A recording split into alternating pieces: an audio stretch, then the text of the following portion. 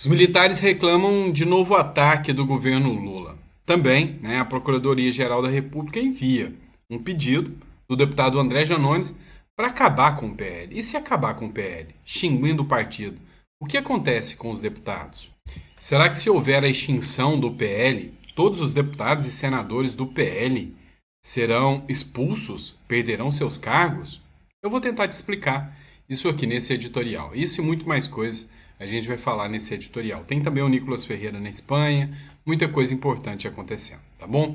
Então não esquece de se inscrever, curtir, compartilhar. Lembrando a você que não fez o download do livro Segredos Milionários dos Leilões, fique à vontade para fazer o download do livro, tá bom?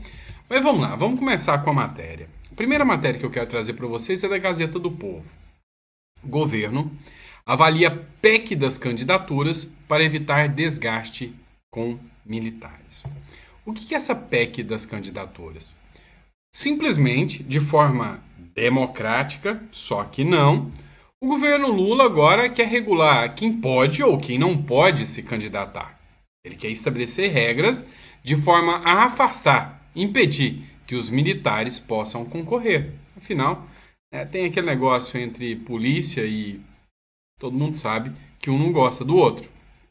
O governo do presidente Luiz Inácio Lula da Silva está dividido sobre a possibilidade de avançar com uma proposta de emenda constitucional que dificulta as candidaturas políticas de membros das Forças Armadas e deve ser interpretada como um novo ataque aos militares.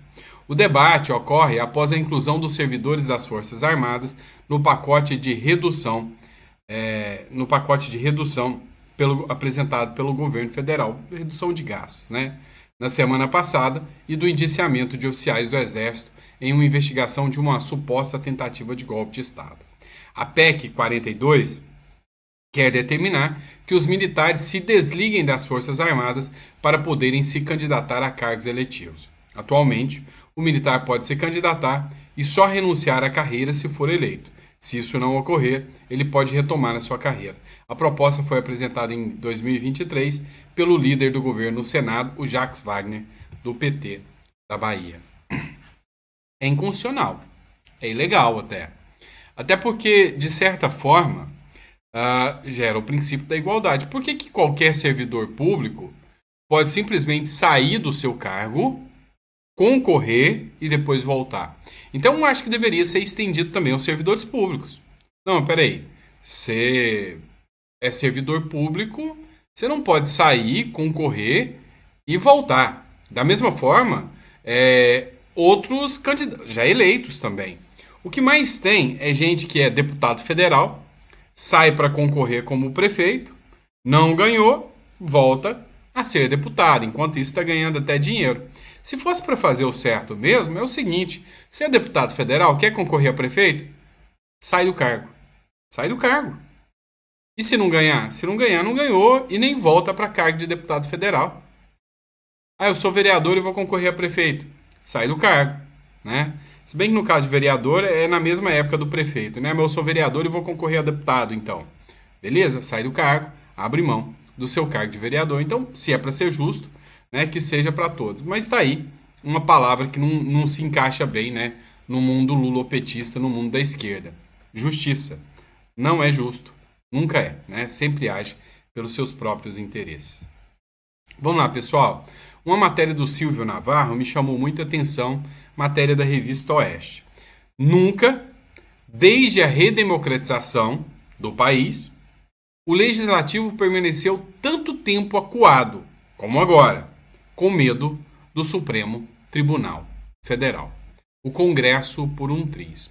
Essa matéria eu achei muito interessante, porque eu gostei do ponto que o Silvio Navarro falou. Nunca esteve tão acuado. E geralmente o bicho, quando ele está acuado, seja quem morou na roça, como eu, sabe, um bicho acuado, ele tende a atacar, E será que vai ter uma reação? Será que vai acontecer um Cunha da vida com o Lira? A impressão é que não. A impressão é que o Lira tá bem acovardado mesmo, Bem com medo mesmo, sabe? Male male faz a defesa dos congressistas que estão sendo duramente atacados. Olha só o que diz a matéria. A redação do artigo 53 da Constituição Federal é clara, literal, sem rodeios. Abre aspas. Os deputados e senadores são invioláveis, civil e penalmente, por quaisquer de suas opiniões, palavras e votos. O grifo acima é proposital. A última alteração nesse texto foi feita há 23 anos, em dezembro de 2001, pelo Congresso Nacional, onde se formulam as leis. O presidente era Fernando Henrique Cardoso e quem comandava as duas casas no Legislativo eram o senador Rames Tebet e o deputado Aécio Neves. Nos últimos tempos, nesse mês, mais do que nunca, o Supremo Tribunal Federal decidiu, sem consultar ninguém, que esse artigo não vale mais. Eu já venho falando para vocês há muito tempo que o Supremo Tribunal Federal, desde o Daniel Silveira, revogou o artigo 53 da Constituição sem uma ação direta de inconstitucionalidade, sem ser provocado, sem ser chamado, né?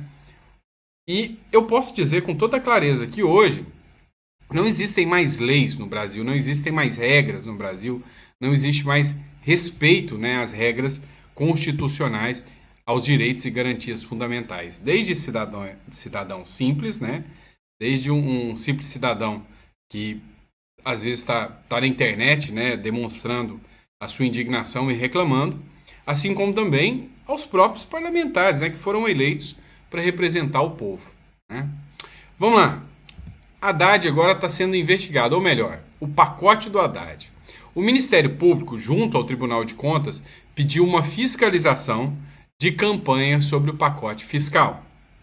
Vocês viram que o Haddad apresentou um pacote fiscal. E esse pacote fiscal que o Haddad apresentou é para supostamente reduzir gastos do governo. Só que não convenceu. O dólar já bateu 6,11, recuou, está 6,06 se eu não me engano, tá? Algo assim assustador, é recorde, né? Destruíram o real, essa é a realidade. E aí agora resolveram fazer essa campanha para reduzir os gastos, de corte de gastos. Só que na campanha de corte de gastos resolveram gastar 40 milhões. Então eles gastam 40 milhões para falar que vão parar de gastar. É insano, né? É ridículo. O subprocurador-geral do Ministério Público junto ao Tribunal de Contas da União, que é o Lucas Rocha Furtado, solicitou nessa segunda-feira que o corte, né, que a Corte fiscalize as despesas do governo federal com campanhas publicitárias destinadas à divulgação do pacote de corte de gastos e da proposta de ampliar a faixa de isenção do imposto de renda para salários de até 5 mil. Se for confirmado desperdícios e custos desnecessários com campanhas publicitárias, o subprocurador-geral pede a suspensão das peças, sem prejuízo de apurar a responsabilidade dos agentes responsáveis. Então, é como eu disse, gastaram 40 milhões para dizer que não podem gastar mais, né? Só para veicular matérias publicitárias dizendo que não vão gastar mais. E aí convence? Não convence de forma nenhuma, né? E o caso Donald Trump continua dando repercussão. Tá? Continua dando repercussão. Hoje uma matéria do Valor Econômico falou de novo, né, do risco das sanções que o Brasil pode sofrer. E o Brasil parece não querer recuar, está pouco se lascando se vai sofrer sanção ou não. O pobre que se lasque. Você tem noção do impacto que vai ser isso? Tá? Vamos lá. O simples fato do dólar subir, isso aqui é importante que você entenda, o simples fato do dólar subir atrapalha a vida de todo mundo, atrapalha a produtividade. Vou te dar um exemplo. Muitos dos produtos que a gente compra são importados, né? A gente importa, a gente tem uma industrialização pífia, fraca, então a gente importa muita coisa. Um pedreiro que vai comprar um laser, né? Uma trena laser, e facilita muito o trabalho, viu? Eu que o digo, quando eu era gesseiro, como isso era bom, né? Ou um nível laser, ou a própria colher do pedreiro, tá caro. Ele não vai conseguir comprar uma nova. Ele não vai conseguir ter um material, um produto de trabalho e a sua produtividade cai. A dona de casa não vai poder mais comprar as comidas que ela é acostumada a comprar. Ou seja, o mercado vai sentir o déficit. A dona de casa, que às vezes o marido está trabalhando, vai entrar menos recursos. Ela não vai mais na cabeleireira. a cabeleireira não vai ter mais dinheiro. Ela não vai comprar o videogame do filho dela. Então o mercado todo estagna. Como? Com o dólar alto. E aí, se tiver sanções econômicas, não basta o dólar alto, dobra de preço tudo aquilo que é importado e que nós não temos competência para fabricar. Ou melhor, temos competência, mas os políticos nos sabotam. E aí, cresce a preocupação, né? Fogo no parque, como diz a matéria do Assis Moreira. Trump ameaça o BRICS, fogo no parque. E aí, realmente, o medo de que nós podemos ser sancionados é grande. Enfim, se formos sancionados, a hipótese, né, do Lula cair também é grande, né? Eu não acredito que a gente ainda chegou a um nível Venezuela tão grande assim, de que a gente destrua a nossa economia e o brasileiro vai ficar calado e tudo vai ficar quieto, né? Eu acho que, em grande parte, né, os políticos brasileiros gostam muito de dinheiro e sabem que se tiver tudo destruído, não vai sobrar dinheiro para eles, a população vai cobrar os prefeitos. Não sei, eu torço para que a gente não chegue, né, ao nível de que chegou a Venezuela. Eu torço, né, mas ainda tenho medo. Assis Moreira, Trump ameaça o BRICS, fogo no parque. Futuro secretário do Tesouro prevê uma reordenação econômica global com Trump de volta. O que ele fala? Trump voltando, ele vai tratar, né, de estabelecer um fortalecimento, inclusive, da moeda norte-americana. Ele vai restabelecer um novo sistema global de comércio. E vai ser aquele sistema global de quem está com os Estados Unidos e quem está fora dos Estados Unidos. E a gente tem que entender que quem está com os Estados Unidos, quem está com o Ocidente, com a União Europeia, tende a haver uma segurança jurídica maior, um respeito aos contratos. Por exemplo, eu vou te transformar agora no investidor. Você é um investidor, certo? E aí você precisa investir em outro país. O Brasil não está legal. Eu quero montar uma empresa de venda de softwares, por exemplo, ou de venda de insumos em outro país. E aí me surgiram duas oportunidades. Uma das oportunidades é os Estados Unidos. Uma democracia que respeita os seus contratos, que respeita os acordos bilaterais. E a outra possibilidade é a China. Na China, não tem regra ou controle acerca, né, da segurança jurídica. Então, por exemplo, eu posso montar empresa na China e a China entender que a minha empresa não é tão viável para os Estados Unidos, para o produto interno da China, e de um dia para o outro entender que vai me taxar em 100%. Ou melhor, eu tenho que saber também que quando eu invisto na China, e isso é real, não é brincadeira não, é assim que funciona. Quando eu invisto na China, por exemplo, se for um software super tecnológico, eu tenho que assinar um acordo que eu abro mão dos meus direitos para o governo chinês. Ou seja, se a minha empresa se tornar uma Google da vida, uma mega empresa, a China pode simplesmente chegar e falar: "Ô, me dá isso aqui que agora é meu". Você vai investir na China ou você vai investir nos Estados Unidos? É isso, tá? Então, não é um mercado que te dá segurança o suficiente. É a mesma coisa. Agora, vendo como as coisas estão, hoje, você prefere investir na Argentina ou no Brasil? Entende? Entende o quanto a mentalidade do governo afasta o investidor? É isso que acontece. E com o Donald Trump vai acontecer, sem sombra de dúvidas, né, uma reorganização, uma readequação global econômica. Então vai ter aqueles países que querem estar junto ao eixo democrático e aqueles como, infelizmente, o Brasil, junto ao eixo do mal. Pois é. Vamos lá. Democrática a galera, né? Procuradoria-Geral da República envia o pedido de extinção do PL a grupo que apura extremistas. Não, você não entendeu, né? O pedido de extinção do PL foi para o Alexandre de Moraes, para a turma do Alexandre de Moraes, né? Para ver se extingue o PL pelo suposto golpe de Estado. André Janones pediu que o Ministério Público entrasse com ação na corte. Diz que análise irá a Alexandre de Moraes. Pois é.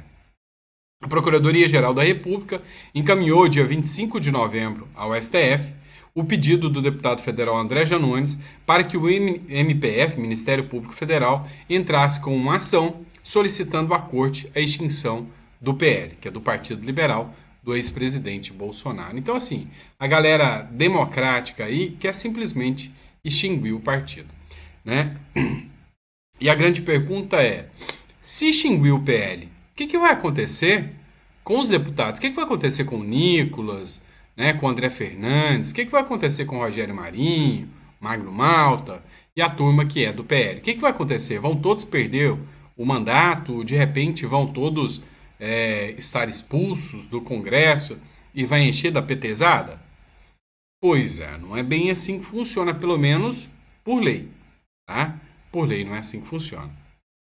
A regra é que se houver uma extinção de um partido, a Constituição mostra, né, nos ensina que o mandato é do deputado, não é do partido. Tanto é que se você tiver um problema de infidelidade partidária ou uma disputa partidária, o candidato ou o deputado eleito ele pode sair do partido. Quem regula, de certa forma, isso aí é até a resolução 22.610 do TSE. Essa resolução ela estabelece que, nesse caso, né, o que vai acontecer é o que vai acontecer é a decisão de que eles vão poder ir para outro partido. Só que agora nós estamos falando de um momento sui generis, né, um momento diferente do Brasil, né, um momento totalmente ímpar do Brasil. Por quê? Porque agora eles decidem da forma que eles bem entendem. E nada me estranharia, nada me assustaria, mesmo totalmente contra a lei, extinguirem o partido e expulsarem todos os deputados e senadores. Estou falando que não é o legal, tá? Não é isso que a lei fala. Mas estou falando que não me assustaria se isso acontecesse. E você? Assustaria ou não? Tá? Fala aí que eu quero saber. Pessoal, é o seguinte. Vamos falar de anistia agora. Teve uma matéria, né, que chegou até mim aqui, uma entrevista do Ricardo Salles, onde o Ricardo Salles fala sobre a questão da anistia, ok? E nessa questão da anistia, tem uma entrevista onde acho que é a Thelma Dias, né, ela fala, né, entrevistando o Ricardo Salles, sobre quem é o PT que prega hoje não a anistia. Quem que é a esquerda que fala sem anistia? Eu queria que você assistisse, né, esse vídeo aqui, vou colocar aqui para vocês, né, esse trecho eu achei muito interessante, videozinho de 1 minutinho aqui só para vocês acompanharem comigo, tá? Eu queria deixar claro o seguinte, porque eu estou vendo a Gleisi Hoffmann, todo o pessoal do PT falando anistia não, anistia jamais, de jeito nenhum. Mas eu queria fazer um memorando aqui para as pessoas, muitas delas até desavisadas ou mal informadas, que o PT apoia grupos revolucionários que combatem com luta armada, guerrilhas urbanas que recorrem a assaltos a bancos para obtenção de fundos para o regime. Esses grupos explodem, sequestram, matam com táticas de guerrilha, faziam justiciamentos, ou seja, executavam militantes considerados traidores ou dissidentes. Entre 1966 e 1974, a esquerda armada roubou quase 4 milhões de dólares, o que os transformaram no grupo guerrilheiro mais rico do mundo na época. Assaltaram 154 bancos e carros fortes. Realizaram 40 atentados à bomba. Sequestraram 8 aviões comerciais e 4 diplomatas. Carlos Marighella, que é o símbolo disso tudo, foi o principal líder da Aliança Libertadora Nacional. E Marighella foi expulso do Partido Comunista por ter se considerado aí radical, porque ele queria mesmo fazer isso que ele fez. E essa turma que está hoje no poder também foi graças à anistia, e são eles que defendem essas pessoas que fizeram tudo isso na história do nosso Brasil e hoje têm a coragem de dizer que não dá anistias para as pessoas que nem sequer tinham uma arma, nem sequer explodiram absolutamente nada e nem sequer têm uma passagem pela polícia. É isso que nós estamos vivendo aqui hoje, e é isso que nos revolta, é isso que nos traz a pensar que, ao invés dessas pessoas acalmarem os ânimos, eles não têm nenhuma... Eu queria deixar... E aí é onde eu entro na fala do Olavo de Carvalho, né? Ou você os prende pelos crimes que eles cometeram, ou eles vão te prender por crimes que você não cometeu. E aí, quando eu vejo uma pessoa da esquerda falando sem anistia, Eu fico pensando como a direita foi conivente, né? Como a direita deixou tudo acontecer, como a direita foi frouxa e fraca ao deixar tudo isso acontecer, né? Então, assim, eu tenho certeza de uma coisa. Tudo que está acontecendo hoje é precedente. É precedente. Está abrindo precedentes que um dia pode se virar contra a esquerda. Então, tudo que vocês estão vendo hoje, que vocês acham absurdos, amanhã ou depois a direita pode voltar ao poder. E aí, não adianta espernear, não adianta chorar. Afinal, foram precedentes abertos pela própria corte. E aí, vão ser aplicados, né, contra todos, tudo e todos, inclusive a própria esquerda. Mas, enfim, a gente vai estar acompanhando tudo isso e esperamos que não seja muito longo, né, esse período de espera. Esperamos que a esquerda saia logo do poder, porque realmente está demonstrando o mal que ela é para a nação, principalmente do ponto de vista econômico, que é o maior segmento que eu tenho aqui. Minhas críticas é do ponto de vista econômico, tá bom? Pessoal, obrigado, tá? Para quem ficou até o final, coloca no comentário, fiquei até o final, gostei, curti o conteúdo. Quem não gostou pode colocar no comentário também, ó, não gostei, tá uma porcaria, não tem problema não, eu vou melhorando aqui para apresentar sempre um conteúdo melhor para vocês, tá bom? Grande abraço, fica com Deus, né? Minha responsabilidade é sempre com vocês, de colocar o conteúdo, apesar dos trabalhos que eu tenho, eu tô aqui no Uruguai a trabalho, né? Então tem muitos trabalhos a serem feitos, mas mesmo assim, né, minha responsabilidade com vocês aqui, né, é algo que eu pretendo levar para a vida toda. Tá bom? Grande abraço. Só lembrando, quem quiser aí o Segredos Milionários dos Leilões, está disponível para você fazer o download. Abraço.